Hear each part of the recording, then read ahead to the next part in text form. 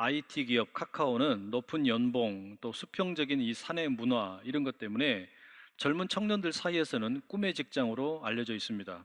그런데 최근에 인사 평가 방식이 공개가 되어 가지고 비판을 받게 되었어요. 이 소위 다면 평가 제도라는 것을 실시했는데 여기에 부작용이 따른 겁니다. 기업이 직원에 대한 인사 고과를 할 때는 보통 직급이 높은 상급자가 아래 직원을 평가하게 됩니다. 그런데 이 다면 평가 제도라고 하는 것은 아래 직원도 상급자를 평가하는 겁니다. 카카오의 사례는 아마도 이 다면 평가의 정보를 상급자가 악용하게 된 것으로 보여요. 자신에 대해서 부정적으로 평가한 아래 직원을 찾아내서 그 직원을 은근히 지속적으로 왕따를 시킨 겁니다. 이런 일을 겪은 당사자는 어떻겠어요? 사람들이 말할 때는 꿈의 직장이라고 말했을지 몰라도 자신에게는 지옥이었다라고 말하는 거예요. 여러분, 우리가 일하는 일터라는 곳이 결코 만만한 곳이 아니죠. 직장이라는 곳이 결코 쉬운 곳이 아닙니다. 여러 가지 스트레스도 많고 업무 자체도 힘든데 인간관계까지 꼬여버리면 정말 답이 없습니다. 복지가 좋고 또 근무 환경이 좋다고 해서 꼭 좋은 회사가 아니라는 이야기예요. 다른 사람들이 별로라고 이야기해도 같이 일하는 사람들과의 팀워크도 잘 맞고 관계가 괜찮으면 그게 좋은 회사일 수 있습니다. 그런데 그럼에도 불구하고 아직 저에게는 의문이 남아 있습니다. 복지가 좋고 연봉도 좋고 근무 환경도 좋을 뿐만 아니라 함께 일하는 동료들도 너무너무 좋은 사람들이에요. 그러면 우리의 일터는 정말 행복할까? 우리의 일터는 정말로 모든 것이 완벽한 그런 어떤 행복한 일터가 되는 것일까? 오늘 본문 11절에는 모세가 장성한 후에라는 구절로 시작을 합니다. 여러분, 모세가 누굽니까? 레위 지파 아므람과 요게벳 가정의 셋째 자녀로 태어난 아들입니다. 예쁜 아들이에요. 그런데 이 아들이 태어났을 때 이 부모가 마냥 기뻐할 수 없었습니다. 애굽의 군인들에게 들키면 바로 이 아들이 죽임을 당하는 운명이었습니다. 그럼에도 아들을 몰래 석 달 동안 키웠습니다. 100일이 가까워오니까 아이의 울음소리가 커졌습니다. 더 숨길 수가 없게 된 거예요. 가족들이 하나님께 기도합니다. 하나님, 우리가 최선을 다했습니다. 이제 방법이 없습니다. 이 아이의 미래를 하나님 손에 맡깁니다. 간절히 기도하고 그 작은 생명을 갈대 상자에 담아서 나일강에 흘려 보냅니다. 이때 마침 애굽 바로의 딸이 강 하류에서 물놀이를 하고 있었습니다. 강물에서 떠내려오는 갈대 상자를 발견하게 됩니다. 궁금하여서 가져다가 열어봅니다. 거기에 히브리 남자 아이가 힘차게 울고 있습니다. 그 울고 있는 아이가 너무 예뻐서 키우기로 합니다. 물에서 건졌다 하여 아이 이름이 모세입니다. 이때 갈대 상자를 뒤따르던 이 모세의 누나 미리암이 대범하게 나섭니다. 공주님, 혹시 그 아이에게 젖을 먹일 유모가 필요하십니까? 이 공주가 찾아보라 이렇게 말합니다. 그때 미리암은 기지를 발휘해서 자신의 엄마, 모세의 엄마가 되는 요게벳을 모셔오게 됩니다. 참 기가 막힌 은혜죠. 갈대 상자가 강물에 뒤집어지지 않았고 마침 그때 파라오의 딸이 그 강물에서 물놀이를 하고 있었고 또 이 누나 미리암이 지혜를 발휘했습니다. 죽을 수밖에 없는 조건이 너무너무 많았는데 모세가 살아남았습니다. 심지어 어머니 요게벳의 젖을 먹으며 살게 되었습니다. 여러분, 이와 같은 하나님의 섬세하신 인도하심이 여러분의 삶에도 가득하시길 축복합니다. 모세는 애굽의 왕자가 되었습니다. 애굽 최고의 학문과 철학을 배우고 다양한 군사 기술을 배우고 여러 가지 예술을 배웠습니다. 그러나 그의 몸에는 애굽 사람의 피가 아니라 히브리 사람의 피가 흐르고 있습니다. 엄마의 젖을 먹으며 하나님을 배우고 아브라함과 이삭과 야곱과 요셉의 이야기를 들으며 자랐습니다. 비록 애굽 왕자의 옷을 입고 있지만 그의 마음에는 히브리 사람의 정체성이 새겨져 있었습니다. 이제 그 모세가 장성하게 되었습니다. 그리고 그가 눈을 뜨게 됩니다. 자신의 동족인 이스라엘 사람들의 참혹한 현실에 눈을 뜹니다. 11절 말씀은 그것을 이렇게 기록합니다. 그들이 고되게 노동하는 것을 보더니. 여러분, 모세가 가장 먼저 목격하게 된 것은 뭡니까? 고되게 노동하는 이스라엘 사람들의 모습입니다. 모세가 본 것은 일의 타락이었다는 겁니다. 타락한 일, 노동의 타락 현장을 보았습니다. 누군가는 착취하고 누군가는 착취를 당하는 안타까운 일의 현실을 본 겁니다. 그 현장을 보면서 너무나 안타까웠습니다. 어떻게 하면 타락한 일로 인해서, 힘겨운 노동으로 인해서 저 안타깝고 힘들어 사는 나의 동족들을 구원할 수 있을까 고민하게 되었습니다. 오래전 일인데 가수 조성모 씨가 하덕규 씨의 노래 가시나무라는 노래를 리메이크해서 불러가지고 큰 인기를 얻었습니다. 그때 한 신문과 인터뷰를 했어요. 저는 노래 부를 때 정말 행복합니다. 그런데 그로 인해 가지고 상당한 돈을 벌게 되니까 고맙고 몸둘 바를 모르겠습니다. 여러분, 아마 대부분의 사람들이 꿈꾸는 게 이런 직장 아니겠습니까? 내가 하고 싶은 일을 행복하게 합니다. 그런데 돈이 알아서 굴러 들어옵니다. 일은 일대로 행복하고 돈은 돈대로 굴러 들어오고, 이야, 이것만큼 최고로 좋은 일이 어디 있겠어요? 안타깝게도 현실이 그러지를 못한 겁니다. 일터는 모든 이들에게 고된 노동의 현장입니다. 일이 타락했다는 이야기예요. 우리가 하는 일이 무언가 잘못된 경우가 많다는 이야기입니다. 다시 말하면 일 자체가 구원받을 필요가 있습니다. 일의 문제는 한국 사회에서는 너무나 심각한 이슈입니다. 대부분의 사람들이 스트레스 받는 자리가 어디냐? 일 때문이에요. 직장에서 스트레스를 받습니다. 일하다가 스트레스 받고 거기에서 그것이 나에게 너무 커다란 짐이 되어서 견디지 못하는 마음의 병이 되는 사람들도 참 많습니다. 그렇기 때문에 우리가 근본적인 물음이 생기는 겁니다. 왜 우리는 일하는 걸까? 왜 일하는 것이 행복하지 못하고 고된 노동이 되는 걸까? 왜 젊은 사람들 사이에 빨리 돈을 벌어서 일찍 은퇴하려는 꿈을 갖는 걸까? 왜 초등학생들의 장래 희망이 건물주일까? 여러분, 이것들은 다 일의 타락과 연결되어 있습니다. 일에 대한 건강한 가치관을 갖지 못하고 일은 그저 힘든 노동일 뿐이다. 일터는 그저 불만과 그리고 불평과 원망만 가득한 곳일 뿐이다. 이런 식의 생각이 우리 모두를 지배하고 있다라는 이야기예요. 그러나 성경에 따르면 인류의 첫 번째 일터는 달랐습니다. 하나님께서 아담과 하와에게 일터를 주셨어요. 창세기 1장 28절과 29절입니다. 하나님이 그들에게 복을 주시며 하나님이 그들에게 이르시되 생육하고 번성하여 땅에 충만하라. 땅을 정복하라.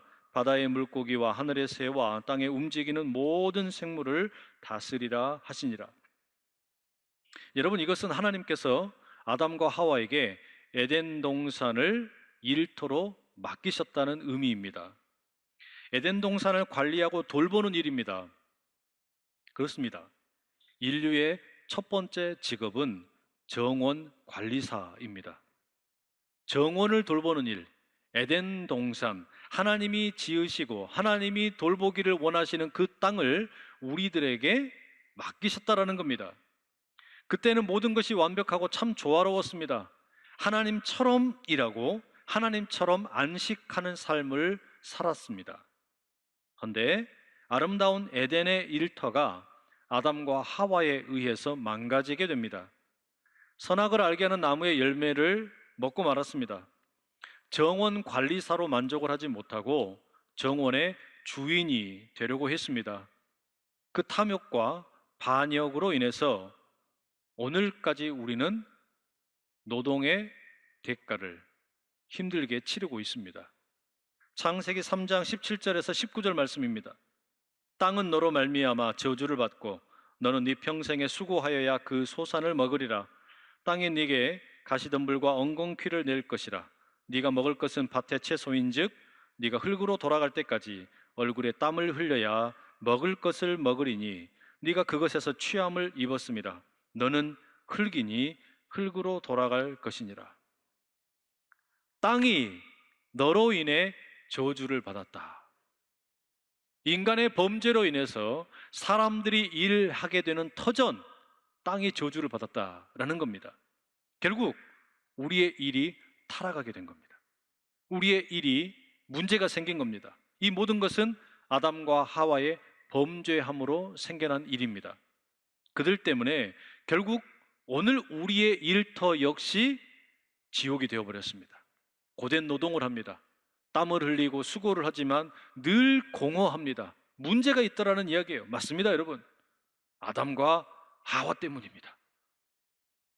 그러나 그렇게 불평하고 원망하고 아담과 하와에게 모든 탓을 돌린다고 해서 문제가 해결될 수 있겠습니까? 당연한 말이지만 해결되지 않습니다. 모세는 다른 길을 택합니다. 고된 노동으로 인해서 신음하고 있는 이스라엘 사람들을 어떻게 하면 내가 구원할까? 저들의 그 노동의 그 지옥으로부터 어떻게 하면 내가 건져낼 수 있을까? 중대한 결심을 합니다. 어느 날 한 애굽 관리가 이스라엘 사람을 잔인하게 채찍으로 내리치는 것을 보았습니다. 고된 노동의 현장이죠. 그만하라 했음에도 불구하고 그 애굽 사람이 이스라엘 사람을 계속 괴롭힙니다. 참을 수가 없었습니다. 주변에 아무도 없는 것을 확인한 후에 흉기로 그 애굽 사람을 살해합니다. 모래 속에 시체를 감추었습니다. 마땅히 할 일을 했다고 생각했습니다. 고된 노동에서 시달리는 이스라엘을 해방시키기 위한 정당한 행동이라고 생각했습니다.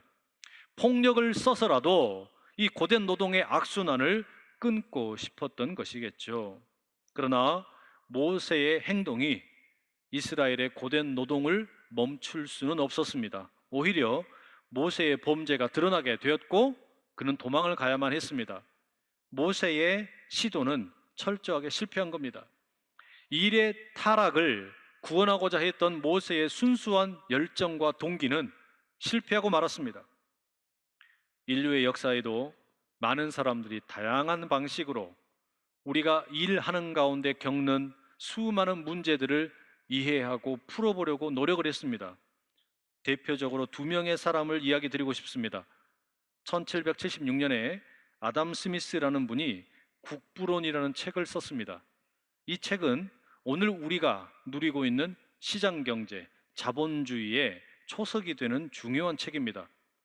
다른 부분은 논외로 하고 이 아담 스미스라는 학자가 일을 어떻게 생각했는가 그 부분은 알아볼 필요가 있습니다.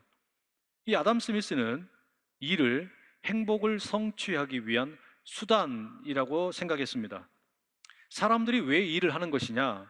그게 무슨 인간성의 표현이라기보다는 내가 필요한 물건을 구입하기 위해서 일한다라고 생각을 했습니다.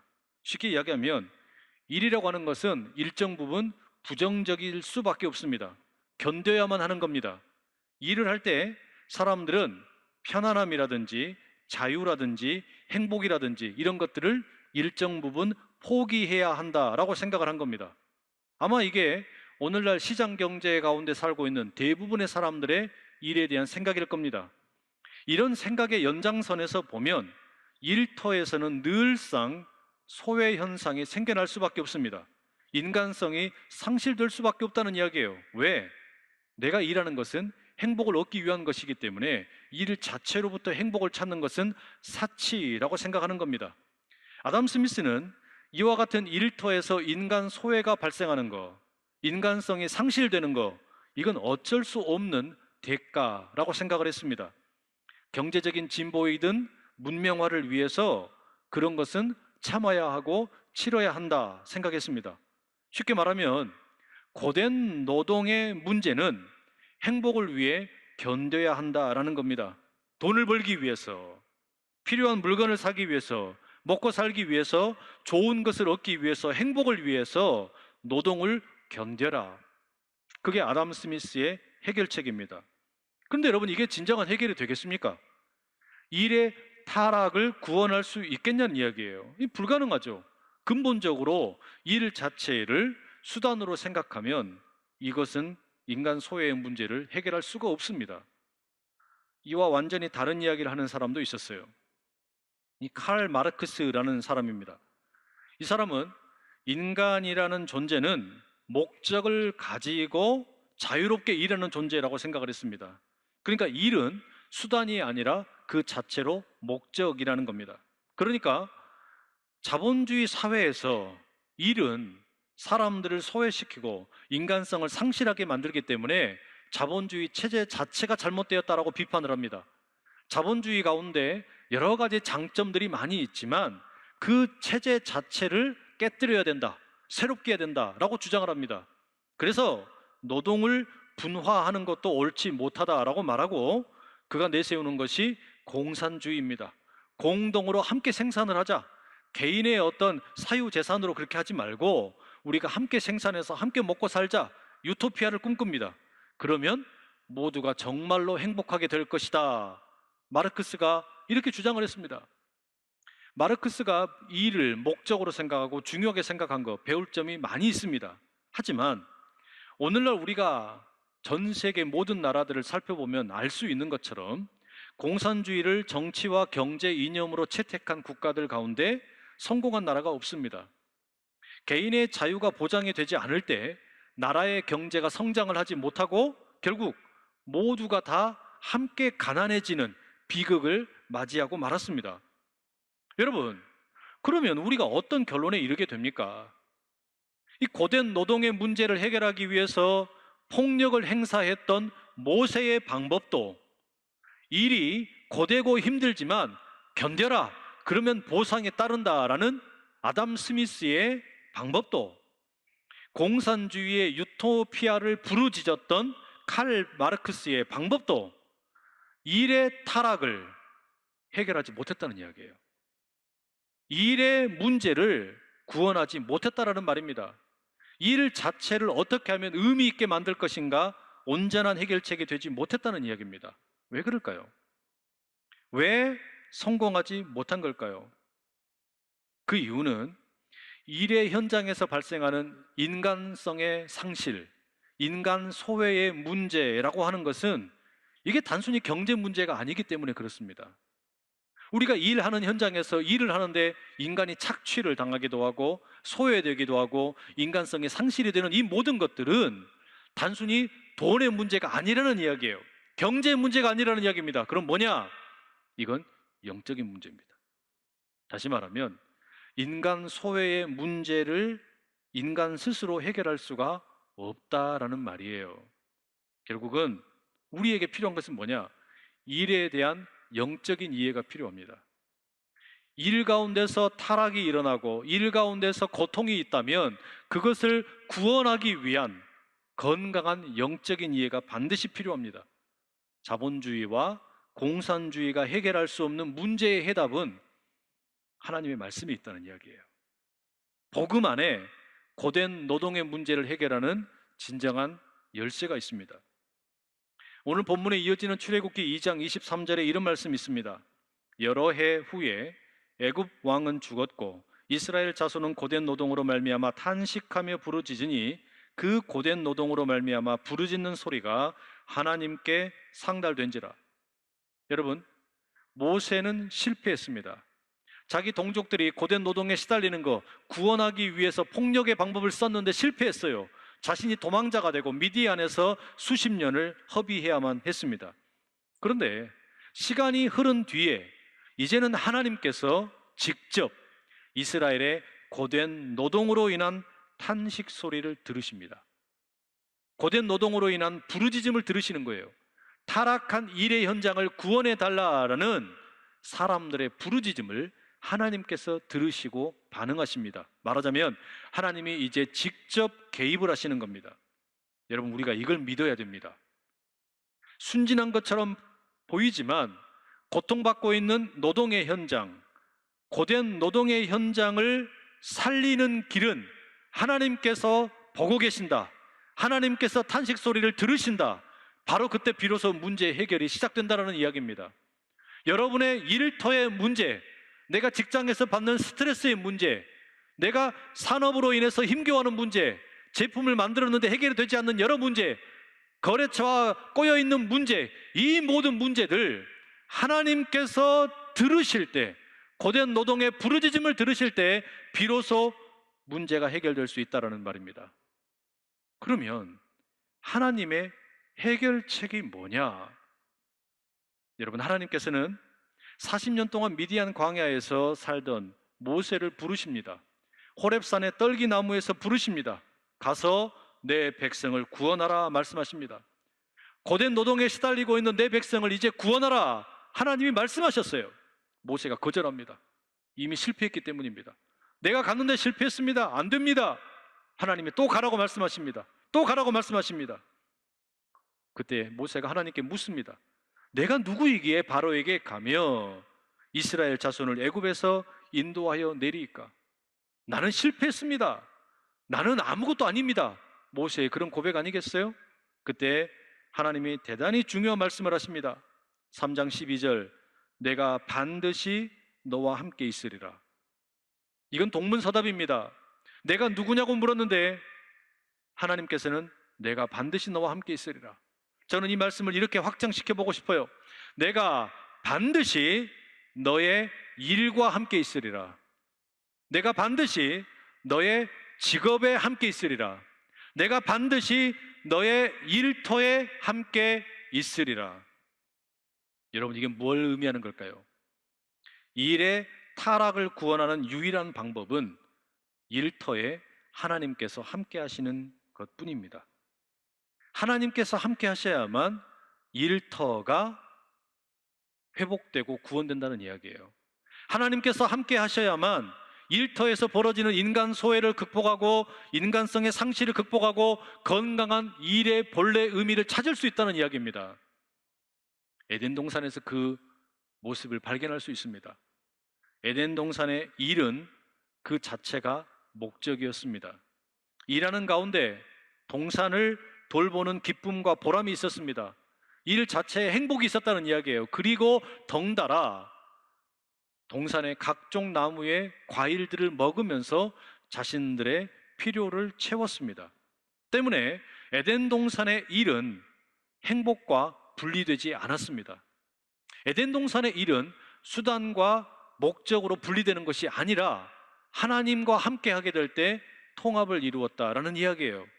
일 자체 가운데 행복이 있고 일 자체를 통하여 필요한 것들을 채울 수 있었다라는 이야기입니다. 그렇기 때문에 기독교 신학은 일을 가리켜, 우리의 일을 가리켜 소명, vocation이라고 부릅니다. 하나님의 부르심이라는 이야기예요. 일의 자리는 하나님이 함께 하시지 않고 내가 예배하는 자리만, 기도하는 자리만, 말씀 읽는 자리만 하나님이 함께 하신다, 그렇게 생각하지 않는다는 이야기입니다. 예배 드릴 때만 하나님이 함께 계시고 내가 가서 장사할 때, 물건 만들 때, 거래처 사장님과 만날 때 이때는 하나님이 함께 하지 않는다, 그런 생각을 하지 않는다는 이야기예요. 여기 예배하는 자리에 함께 계시는 하나님은 여러분이 일하는 일터에도 함께 하신다, 그 말입니다. 여러분, 그게 소명이라는 이야기예요. 우리의 일이 단지 밥벌이의 수단이 아니라 하나님의 부르심이라는 겁니다. 예배의 자리에 함께 하신 하나님은 내가 일하는 곳에서도 함께 하신다는 이야기입니다. 바로 그때 우리의 일이 더 이상 저주받은 일터가 아니라, 고통스러운 노동이 아니라 진정한 목적을 찾아 내게 필요한 것들을 채워주는 행복의 일터로 변화될 수 있다라는 것입니다. 여러분, 이 한 주간 여러분의 일터를 위해서 기도하십시오. 여러분의 기업을 위해서 기도하십시오. 여러분의 자녀들이 일하는 일터, 직장 또는 사업장, 어디가 되었든지 여러분의 그 사업장과 일터와 기업을 위해서 기도하십시오. 내가 반드시 너의 일과 함께 있으리라. 내가 반드시 너의 기업과 함께 있으리라. 내가 반드시 너의 일터와 함께 있으리라. 이걸 믿고 나갈 때 우리 안에 있던 모든 일의 저주와 타락이 구원되는 줄로 믿습니다.